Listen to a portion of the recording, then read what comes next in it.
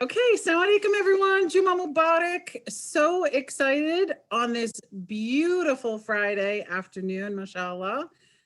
We have hopefully seen the last of the snow, inshallah.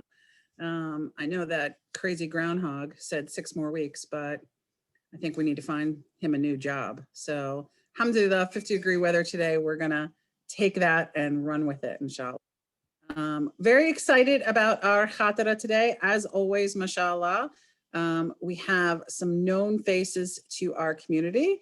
And if you all give me one moment, I will introduce them both. I am woefully unprepared today, and I will blame others for that, but quietly. But we have Brother Elwan, who is going to be giving our khatara, and Dr. Denise Ziaberte is going to do our CLD program. So, Rawan, I'm going to turn things over to you, and we're so excited to have you. All right, so Bismillah ar-Rahman ar-Rahim, Alhamdulillah Rabbil Alameen, wa salatu wa salam ala ashraf al-anbiya wal mursaleen. So today I actually said that I was going to talk about the conversation between Musa and Fir'aun and what this has to teach us about the nature of faith, and where we can find ourselves, in this conversation. So I'm still going to talk about, how can we, what can we learn about ourselves from the conversation between Musa and Fir'aun, but I'm going to adjust it slightly. So instead of talking about the nature of faith precisely, I'm going to look a little bit more about what can we learn about conversations, about how we lord over others, right? How we manipulate others. And interestingly, I just learned that Dr. Denise is a clinical psychologist. So she's actually the one that's an expert in this. Anyway, so we'll start to kind of remind us of the position of Pharaoh in the Quran. And it's important to recognize this is after Iblis, after Shaitan, probably the most maligned figure in the Quran, right? The most criticized figure in the Quran. And we know this is because of the extent of his egocentric self-delusion, right? And the oppression that his self-delusion gives rise to. And this is oppression of all sorts that the Quran presents. Physical oppression, of course, mental oppression, spiritual oppression. So Pharaoh, when we reflect on Pharaoh, it reminds us of the grave consequences of self-conceit, of thinking ourselves as great, as better than others, right? As always in the right, necessarily in the right. And we can't even entertain the idea that we might be in the wrong. And so because of this, Allah subhanahu wa ta'ala tells us, Inna fir'auna ala fil ard, that he exalted himself in the land, right? And if we think about how how does he present his truth, right, to his people? He says, Ya ayyuhal mala, right? Ma alimtu lakum min ilahin ghayri, right? I have not known, he says to the noble people, to the nobles in his court, I have not known that there could be any deity for you other than myself, right? I don't know of this. Ma alimtu, right? So what is the base of this knowledge? What I know, right? The reference is this self-defined framework. So I don't know that there can be any other God for you, right? He says, and obviously we know as Muslims how silly his thinking is. He tells one of his courtiers, oh, bring forth a ladder and build it to the sky so that I can climb up to see if Moses' Lord is up there, right? Which is of course not the claim that Moses makes, right? So he misrepresents the arguments that Moses is bringing forth, right, in order to serve his own ego. And we know how silly this argument is. We know how ridiculous the idea is. Oh, let me climb up there and see how God is. Right? But he clearly thinks this is a good argument. And again, the basis of this is what I know, right? Judging truth based on what I know to be true, and that truth can't conflict with my self-centric view, right? There's no way. It's my what I affirm as true must be right, because I'm the center of the universe, and so truth must cater to me. And you can imagine he's not reasoning in it. He's not, he hasn't articulated his self-delusion in this way. His self-delusion just manifests. He doesn't recognize, oh, I am so egocentric that truth must cater to me, right? It has manifested in this way, right? It just creeps up on him, if you will. And so because of this, Allah subhanahu wa ta'ala tells us, وَاسْتَكْبَرَ هُوَ وَجُنُودُهُ فِي الْأَرْضِ, right? بِغَيْرِ الْحَقِّ, right? He and his people and his armies, they were arrogant in the world, in the land, without any good sense, or if you will, without any right to this, right? So this egocentric view, this self-centered view leads him quite literally to lord over others. And so we have to consider in what ways do we lord over those around us, right? Whether it is people that we have authority over, or even perhaps more subtly, people that we think we should have authority over, right? We believe we ought to have authority over them. And so we find strategies, we employ all sorts of tactics to lord over them. And among those tactics is manipulation, right? So you will see that when Musa alayhi salam, when the prophet Moses comes to Pharaoh, the topic at hand is, you have been oppressing the children of Israel. You need to let them go, right? That's the topic. But what does Pharaoh start with? Alam nurabbika fina, right? Walidan walabitha fina min umrika sinin. Aren't you the one that we raised and we took care of as a child? And you stayed with us for years. We adopted you and took care of you. Aren't you that guy, right? So instead of addressing the topic at hand, he says, I'm the one who provides for you. I'm the one who took care of you for so many years. Does this sound familiar in our own circles? Perhaps as parents, as caregivers, as people who have done some favor to some other. And so we might think that it gives us rights necessarily to lord over them. That what we say must be the truth, right? Aren't we the one who took care of you? And then beyond that, وَفَعَلْتَ فَعَلَتَكَ الَّتِي فَعَلْتَ وَأَنْتَ مِنَ الْكَافِرِينَ. He reminds him of some wrongdoing that he committed, right? And again, this is not just, this is a pharaonic trait. It doesn't belong to Pharaoh alone. We've seen this before. We might even, God forbid, have employed this ourselves. Remind you of some wrongdoing you've done.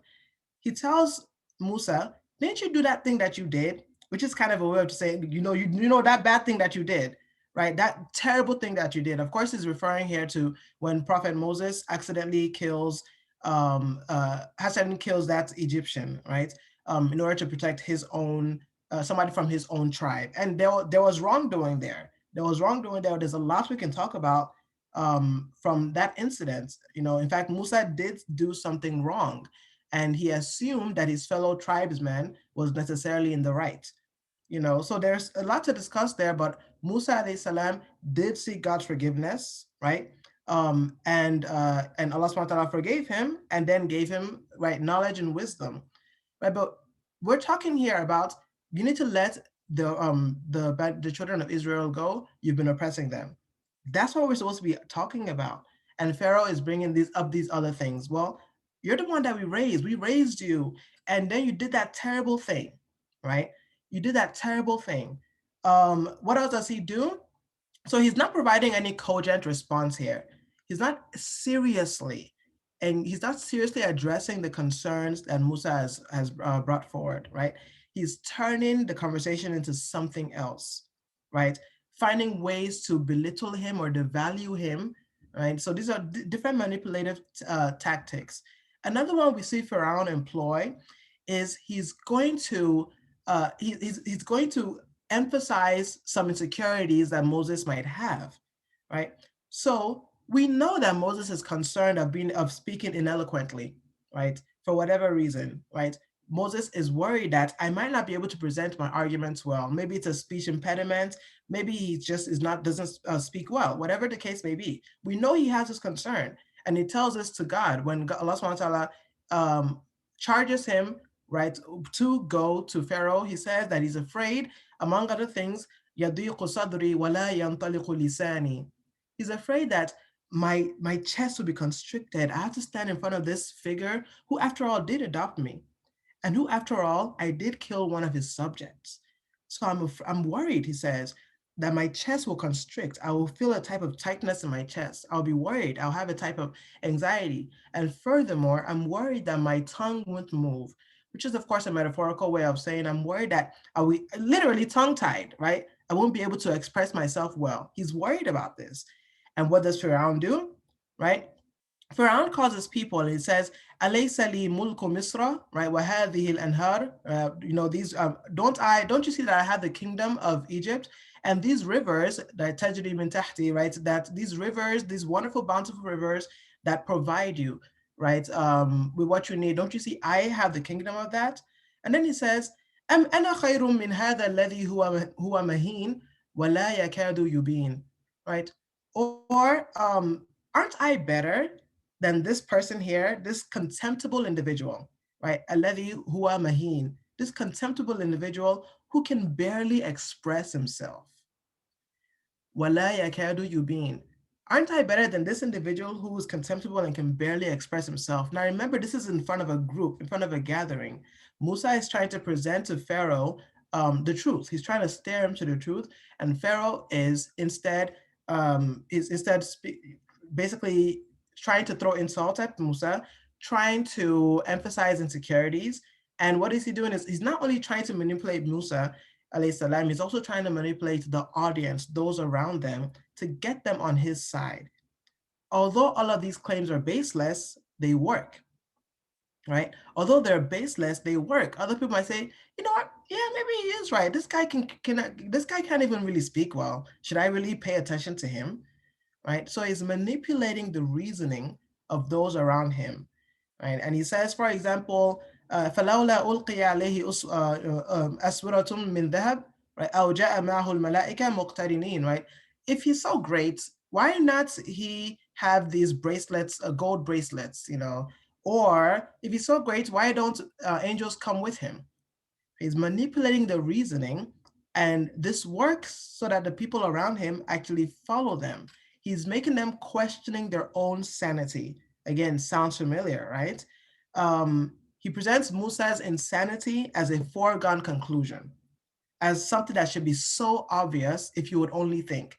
Musa is obviously insane, right? Is the idea. This guy is obviously insane. And anyone who has a bit of reason would see that. After all, I have dominion over Egypt and I have wealth and I provide you with what you need, right? How can you compare me, who is wealthy beyond imagination, to this person? How can you compare me, who is responsible to your well being, to this lowly individual? Right? And then he says, "Ma urikum illa ma ara," right? "Wa ma ahdikum illa sabila rashad," right? So, and all I'm doing, he says, Firaun, I'm not saying anything else but what I see to be true, and I have no interest except for to show you, to guide you to the path that is right. Right? Extremely manipulative, extremely manipulative.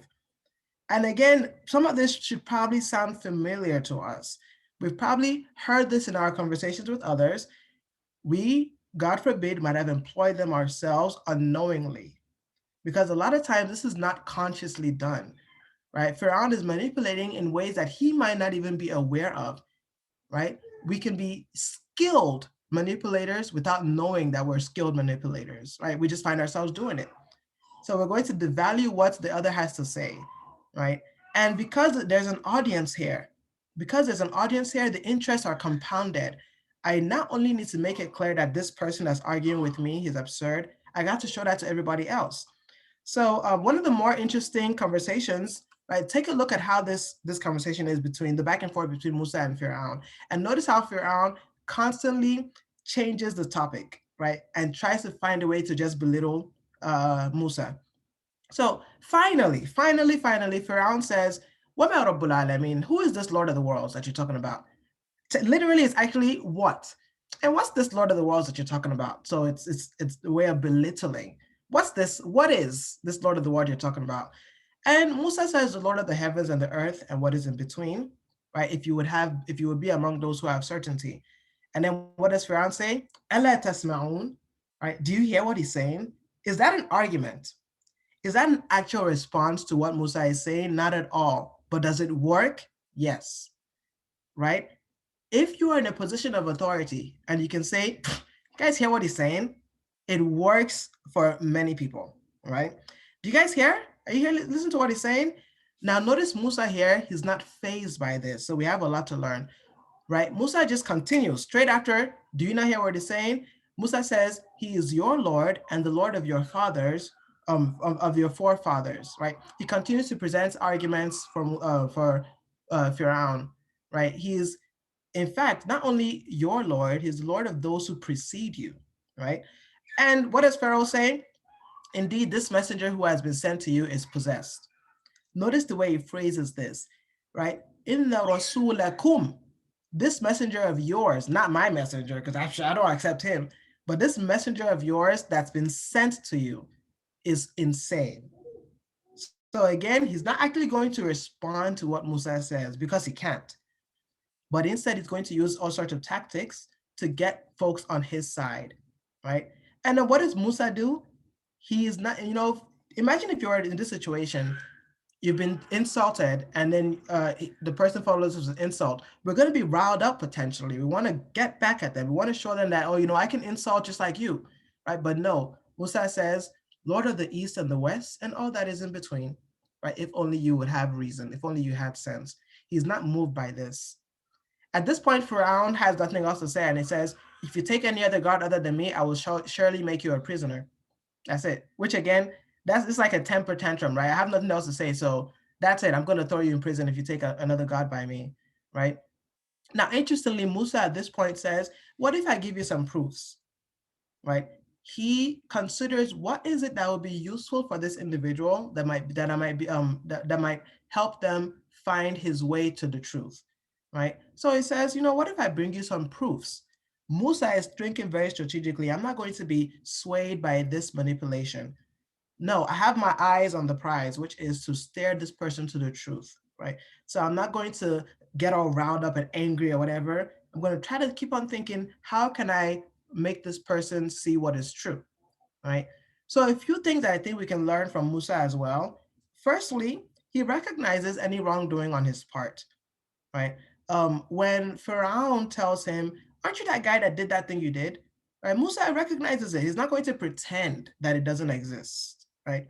I'll recognize it, but then I'll turn the topic back to what we're talking, what is the conversation back to the actual topic at hand, right? So it says, yes, I did do that, right? فَعَلْتُهَا إِذًا وَأَنَا مِنَ الضَّالِّينَ. I did commit that act and I was wrong, and I was among the wrongdoers. And it said, and I fled from you. And then he says that, and eventually God guided me and made me among the messengers, right? So I'm not going to pretend it doesn't exist, right? I'm going to say, yes, that wrongdoing did exist, recognize the wrongdoing, but then steer the conversation back to the topic at hand, right? You also notice, as we mentioned, he doesn't get sucked into that tit for tat. He doesn't get sucked into this game of throwing jabs right back and forth, throwing insults back and forth, right? He doesn't play Pharaoh's game, right, of throwing basic accusations. Instead, he is calm and steady, which is incredibly hard to do, right? Incredibly hard to do, but he is calm and steady and tries to stay focused, right? So he tries to recognize, or he considers, what might be the techniques, what might work with Pharaoh, what might get him to recognize truth as is, right? Because that is the interest, that is the goal. Musa's interest is not serving his ego.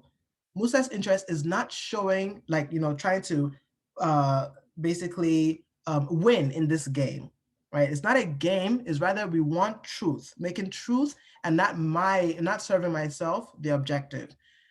So to conclude, we want to be careful in our conversations with others that we not employ these pharaonic strategies, right? That we don't lord over people, especially whether we have authority over them, as we said, or whether we believe we should have authority over them. And it's important that we recognize this is not always conscious. It is not always, so obvious to us that we actually think I should have authority over you. Because this could be a colleague. We know we're colleagues, we're peers rather. And I know this and you know this. But in my mind, in my subconscious, I believe that I am better than you. I should get to dictate what's going on here. And so that directs the way I handle this conversation without my knowing it. Right. So I have to try to go deep and see what is steering my behavior. What is navigating how I approach this conversation? And it's not an easy thing to do, right? We have to be careful not to define the right, the good, simply by that which serves us, right? Simply by whatever frameworks I've created, right? And then say, I know what's right, and I only want to guide you to what is truth. But we can't actually present the argument. And we do this a lot in our relationships, right? We have to be careful not to be, and then on the other hand, we have to be careful not to be influenced by these tactics, especially if we're in, if we are in the right. That might even be harder. If we're in the right, like Musa is in the right, and Pharaoh is being mean, right? If you want to use simple words, right? He's being mean. He's oppressing Musa in this argument, right? He's trying to manipulate Musa. So if imagine, let's say you're in the right and the other is in the wrong, and they just refuse to listen and they keep on insulting you, even more, you're going to be angry. And you might be tempted to throw that insult back at him, right? You can't even speak well. Oh yeah, well you can't, because we're in the right and we're angry. And so we have to be careful and watch ourselves as well and not go down that path. So subhanakallah wa bihamdik nashhadu an la ilaha illa ant nastaghfiruka wa natubu ilayk. Wassalamu alaikum wa rahmatullah. Alaikum assalam. I mean, mashallah. It's funny, we're talking about that, and it wasn't just peers or coworkers or, individuals. It's the parent-child relationship too. We really need to find ways to empower our children to speak their opinions and honor those opinions. Not that I was good at this at all. But, subhanAllah, it's such a beautiful way to parent if you can engage with your children and actually allow them to use their minds and their opinions and form their own path. That formation of independence from such a young age is a beautiful thing, mashallah. Yeah. So but We've all heard, I was going to say, we've all heard because I said so. I was famous for because I said so. So, subhanallah, between, my Italian upbringing and just being a single parent, this wasn't a discussion. It was, my famous line was, this is not a democracy, it's a dictatorship. Mm-hmm. Welcome to it. So, it worked, but it didn't work at the same time. Unfortunately, I see things now as the children are adults, where that falls short, and how it's hinders your adult children from really moving into adulthood easily, because they're thrust into it instead of gently put into it. So it's words of the wise from older parents. So, but thank you, Rowan. That was wonderful, mashallah. So now Dr. Denise is going to speak to us about the divine practice of diversity. So I'm very excited to hear this. So Denise, I'll turn it over to you, inshallah. Thank you so much. And thank you, brother. Actually, this is a perfect sort of movement into what I'm going to talk about, because what we do as individuals is also, unfortunately, what we do as groups. And when we look at diversity and point of view and all of these kinds of things. So it is a beautiful, beautiful segue. And thank you so much. It was an amazing, really an amazing point of view that you shared. So I do want to talk about this being the month of Black History, and really that should be not one month, but every single day of the year, and not just Black history, but all of our different histories and all of our different communities. I do want to talk about diversity, and not just how, but why. So, and I am going to start with a small story. And first of all, as with anything, anytime that I speak, what you get that is beautiful and insightful is, of course, from Allah. Any mistakes are completely my own, right? And I do want to start with a story that is a little uncomfortable that actually happened this week. And it talks about who we are as an ummah, who we are as a people. So some of you know I'm the director of a Muslim organization for domestic violence, and as in that role, I do a lot of presentations. And mostly we do that because we have very few funds. So if I do them, we don't have to pay somebody else to do them. It's completely practical. It's not because I'm always the best. But I was engaged in a conversation with an organization who wanted a presentation about domestic violence from an Islamic Islamic point of view, but they wanted it from a specific country point of view. And I went around with them and I ran around with them. Now some of you know me, I am I don't have a limit of knowledge of diversity. I've lived in West Africa, I've lived in Latin America, I've lived in Palestine. I pride myself a little bit on this idea of diversity. And I was completely shut down. This group said, absolutely, you are not appropriate. We want somebody from this country in this way. And I was like, oh. And in many ways, I completely understand them, but it did remind me of sort of our need, this very delicate balance between who we are as individuals, who we are as communities, who we are as linguistic groups, who we are as races and ethnicities, and then who we are together as an ummah. And this very difficult position that we're put in by design, and I'm going to talk about that in a minute, which is how do we respect and love all of our different pieces, all of who we are, and at the same time function as one people, as one family, as one faith tradition. And this is, by the way, by design. So Allah, in his, infinite wisdom, decided this was not something that already existed, and we were saying, okay, we're different people, we have to learn how to deal with it, right? This was Allah's design, right? To make us completely different, and then at the same time demand that we work together, and that we breathe with one mouth, and we take air in with one nose. And I want you to, of course, we go back to our Holy Quran, and I will read this.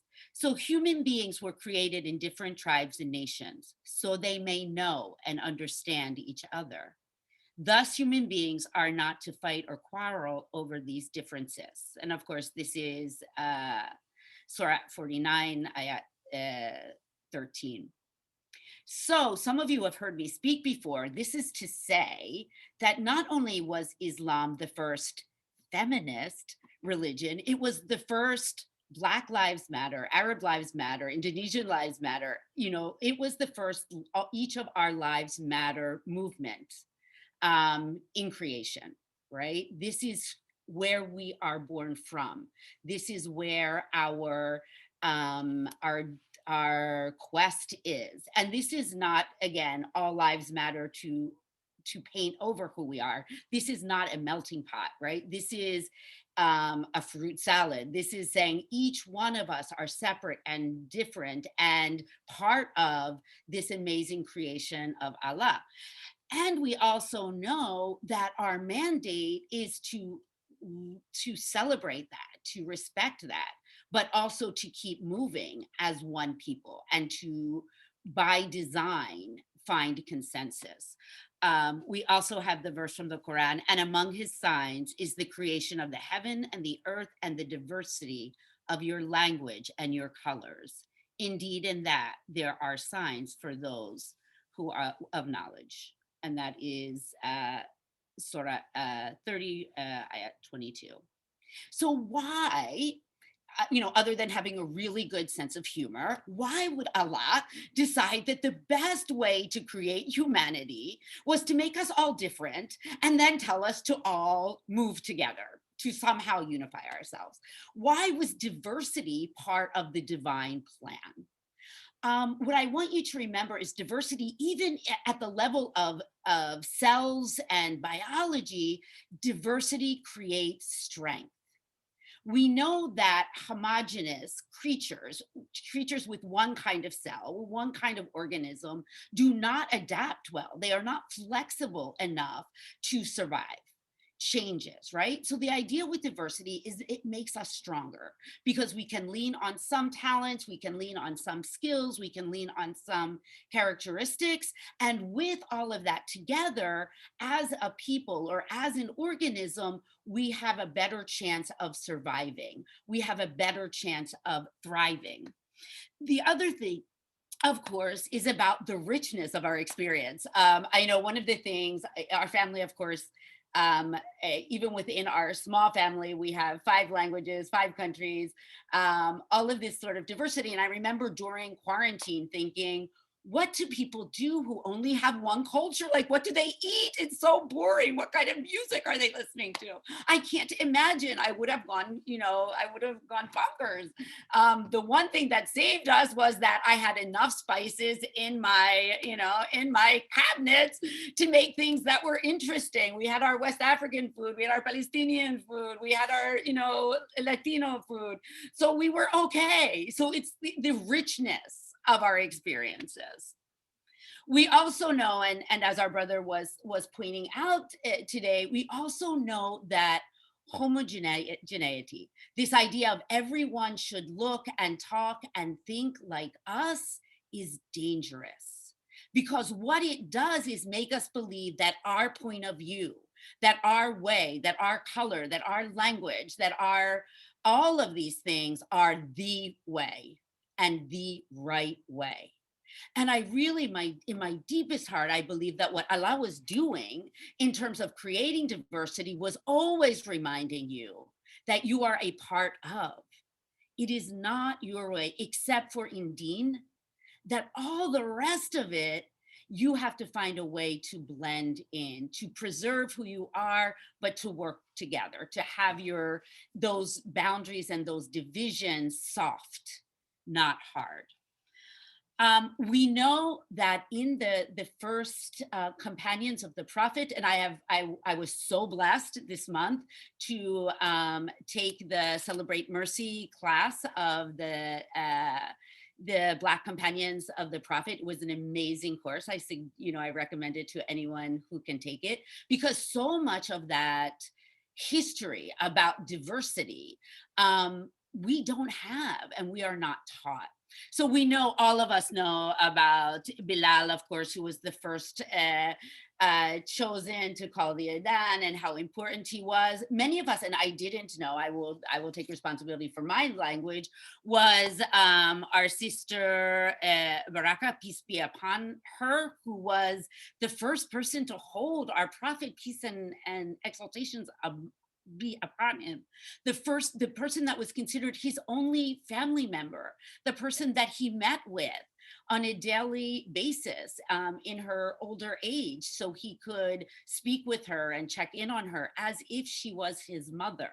That these were all diverse parts of the community, even though sometimes we hesitate to talk about the difference of color and race and ethnicity and country of origin and all of those kinds of things, believing that if we talk about diversity, it will cause us conflict, instead of really celebrating the fact that the first companions came from a multitude of cultures, of languages, of colors, of traditions. All of those things really help us to know that this is part of our tradition, that it is not only written in the Quran, it is not only the divine design, but it was also the example that we have from our Prophet and the first companions, peace be upon them. So we also know that race is not our only diversity issue. And sometimes I feel like in our world today, race is, we have a month to talk about it and celebrate it. There are other diversities that touch us maybe even more deeply. We have divisions around country of origin. We have differences around language. We have differences about your history in Islam. Those of us who came to Islam through other means other than birth, right? We have differences for socioeconomics. We have differences of neighborhood. We have differences between modern and traditional. And all of these things, if we are to listen to the world outside of Islam, should cause us to be separate, should cause us to have our boxes and our places and the people we feel comfortable with. And by definition, we are told that we are manipulated by El Faraón of today, that these should be points of contention between us. And that is also by design, because there is nothing more frightening to power than a unified people. Because imagine what happens when the sacred inside of me joins with the sacred inside of all of you. And that is guided by Allah. Where would our power end? So of course we know that the Faraun, those in charge today and always, want to create division between us because we are frightening as a people joined together. Because as a people joined together, we could do anything. So we are told all the time in a million different ways, even having months to celebrate different ethnicities and different is telling us somehow there is a difference. Somehow there should be something different. And I am so excited, but every day should be the day that we celebrate diversity in all of its beauty and all of its glory, right? So we know that this is by design. And as Muslims, really it is our job to kick back, to say no, to go back. And again, I say this in domestic violence, I say this in many things. Our job is not to move away from our deen, but to move closer to. What was our initial command? What was the divine design that Allah created when he made all of us in our different ways? So for us as Muslims, the question is not should we do this, but really how, right? How do we make this happen? The first thing that really we are called to do is to know ourselves and to love ourselves, because we cannot love that is unique within other people if we do not love that in ourselves first, right? So we have to embrace our gender, our culture, our language, our personal history, our differential energy levels. That is where we start. The love of diversity is loving the diverse that is within ourselves. And that is not to promote ourselves. That is to feel at peace. So if I love what I am not going to make judgment upon what somebody else is, if that's a true love and confidence. We know that judgment, we know that those manipulations of power do not come from self-confidence. They come from the lack of self-confidence, the need to put somebody down so that I feel higher up. When I feel absolutely loved and blessed with who I am and the way that I was made and the diversity that is within me, I don't need to put other people down. I don't need to separate myself. I can celebrate also the diversity within them, whatever that may be. The second thing that we need to do as Muslims, and this we have a much harder time with, especially here in the more Western world, is really to take the time to do as we are commanded in the Quran, to know each other. Those are not drive-through conversations. Those are sitting and drinking tea and sharing a meal post-vaccination. Those are long conversations, winding conversations of really knowing each other, even within our small community here. It's knowing where you came from. Oh, you speak that language. Wow, you visited there. All of those kinds of things, because we cannot love what we do not know. Otherwise, it's superficial. We're going to have Taco Tuesday, and we're going to have these superficial, kinds of diversity experiences, instead of really understanding what is the view of, what is the heart of, what is the root of our differences, and really, and we'll talk about this, not tolerate them, but celebrate them. So we need the time to do that. We need within our own communities to make opportunities for that to happen, for us not to live inside of our silos, inside of our houses. As congregations, we also need to make room for everyone. And I'm so excited that we have had cooking shows and we have preschool readings, and because we do not all need the same thing from worship. Some of us need to cook together. Some of us need to have our kids read to. Some of us need to debate. Some of us need to pray together. Some of us, we have different spiritual needs. So we as a congregation really need, some of us need to sing, some of us need to recite, some of us need to learn. So we really need as a congregation to have that wide range of opportunities so that each person can get what they need from our community, from our worship community, from our Muslim community in the smaller sense, and then of course in the bigger sense.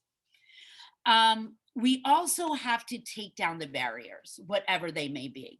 So if the barrier is transportation, if the barrier is linguistics, if the barrier is economics, if the barrier is, City Line Avenue, and whether you're on the Philadelphia side or the main line side of that line, we need to know, and we don't do justice to those barriers by pretending that they are not there. The way to overcome barriers is to open your eyes and not only confront them when you see them, but look for them. We had within our organization a training of trainers before COVID, so about a year and a half ago. Interestingly, every woman of color that went to that training did not follow our certification process. Now, we could just say, well, we don't have trainers of color.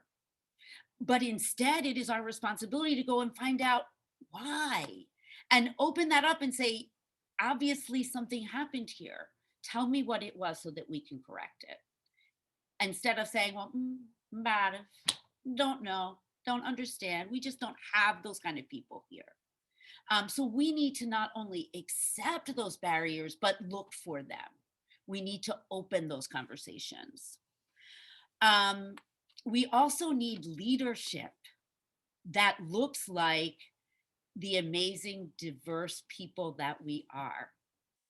So we need to be in different colors, in different languages, in different progressiveness, in different education level, in different economic statuses. We need to have representation at the table where decisions are made. Because if not, we are doing charity, and charity is not us being one family. Charity is about me being up like El Faraón and me helping you because I'm such a great person.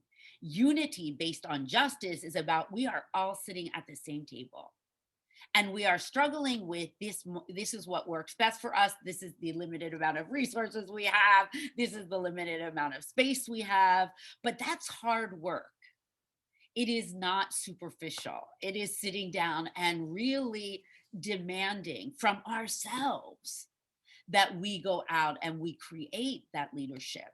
And that's not only race, but also age. We talk about having youth leaders sit at our tables and hold us to account about the decisions we're making about resources in the community. Above all and underneath all of this is really the celebration of the fact that diversity is a gift. It is a blessing. It is not something we have to tolerate. It is not something we have to submit to. It is what makes our ummah. It is what makes us strong and rich and sustainable and exciting and passionate and amazing and not boring and all of those kinds of things. So we need to not really look at this as a job, but look at this as a privilege. I am every day speechless with gratitude about the number of people and traditions and ideas that I get to interact with on a daily basis. There is nothing, not money, not my lovely children, not, my US passport. There is nothing that has enriched my life more than my interaction with individuals, most of whom came from places that I did not know when I met them. My whole journey has been about the richness of of understanding that I am part of not one community, but of a multitude of communities through my membership in the Ummah of Islam. And there is nothing more beautiful. There is nothing more exciting. There is nothing that enriches me more. Alhamdulillah. So when we go into this work, not as, "Ugh, and now we have to translate into another language, and now we have to take into consideration this," but really to taste it in our mouths, to imagine the beautiful, really world that we have inherited through the divine design of our master and creator. Alhamdulillah. Okay, so I will not mute, but I will open to any questions or concerns that we may have. Mashallah, that was amazing, mashallah. Your talks are always inspirational, mashallah. But this one I actually took notes. You had some real nuggets, mashallah, that stood out to me. The biggest one, and subhanAllah, sometimes, you know things, but they hit you in different ways at different times. We all know that Allah subhanahu wa ta'ala created us differently. We've all heard that verse of Quran.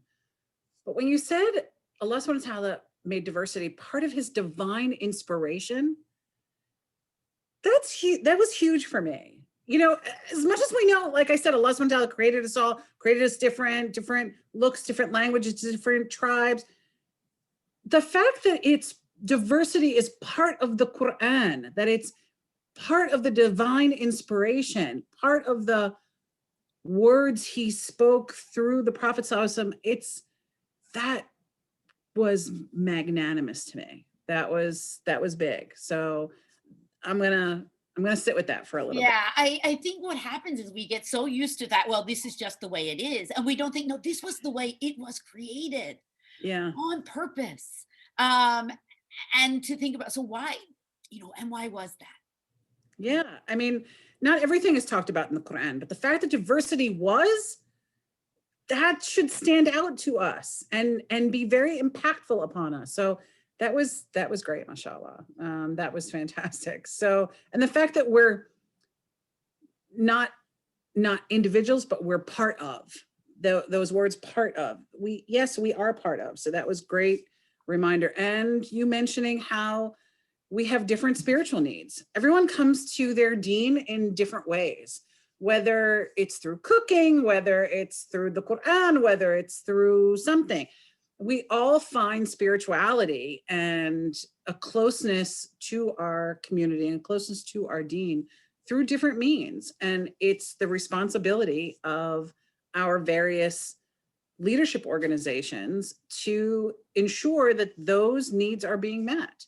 Right. So, and the only way to do that is to have everyone at that table, right? Absolutely. To have everyone at that leadership table. Like, Absolutely. So if you don't have parents, you don't realize we need babysitting at, Friday prayer. Right. If you don't have someone without a car, you don't know, like, how are people going to get there in the snow? If you don't, all of those things, again, by design, in the same way that Allah has created this by design, we also need to create it by design. Yep, subhanAllah. So we have a couple comments. So Sister Reem, thank you so much for joining us, Sister Reem. We love having you here. I know a lot of times you check us out on Zoom, so on Facebook. So she said, Brother Rawan and Sister Denise, you gave us such beautiful knowledge for today and every day. MashaAllah, so beautiful. Sister Safina said, I really enjoyed the two speakers today. MashaAllah, both provided a lot of food for thought and widened my understanding of our deen and how to make it a part of our lives. Brother Nishad, mashallah, great talks. Safina, where are the recordings of the Khatara available? I missed part of Brother Wilwan's talk. So the Khatara is available through Facebook as well as on our website. So give us a couple days after the Khataras are over and you should find the recordings on our website. So please check that out. They're available historically. So any that you want to review and listen to again, we highly encourage that. So again, we have the illuminating conversation session tonight. Please come back. We can talk more about this, inshallah. As always, give us your suggestions on what type of programming you would like to see. Mainline Muslim Society is dedicated to the inclusion of all. So please send those suggestions to the board. We would really love to have them and be able to put more programming together. Where can I find info about the class Sister Denise mentioned? CelebrateMercy.com has the information. So they're a wonderful organization. They put on great programming. I would highly suggest, if you have not become familiar with them, that you go to their website and check out everything they do. So I'm going to close with dua for this week. Jazakallah khair to both of our speakers today. MashaAllah, from both of you, very inspirational, mashallah. I'm touched by both talks today, mashallah. May Allah subhanahu wa ta'ala keep us all safe from this Jummah to the next. May He bless all of us in the very short time we have between now and the Ramadan to see this next Ramadan, inshallah. May Allah subhanahu wa ta'ala keep us all healthy. And may our youth feel inspired. May we as parents be guided to give them that inspiration and to empower them to become active members of our community and to have the peace and sakina, the heart that they need to face this life and where we're at today, inshallah. May we as members of a community be part of that community and learn in our own individual ways to lead our communities, to do more khair, to do more good, and to look out for one another, inshallah. Ameen. Jazakallah khair, everyone, for coming. Assalamu alaikum, Sister Reem. Love you. Brother Nishad, thank you so much for coming. Love always seeing you. Sister Nejmi, Sister Fina, Sister Samira, Dr. Denise, Relwan, my other son, mashallah. Love seeing you both. So thank you, everyone. Jazakallah khair. Jummah Mubarak. Assalamu alaikum wa rahmatullah. Wa alaikum assalam. Wa alaikum assalam wa rahmatullah.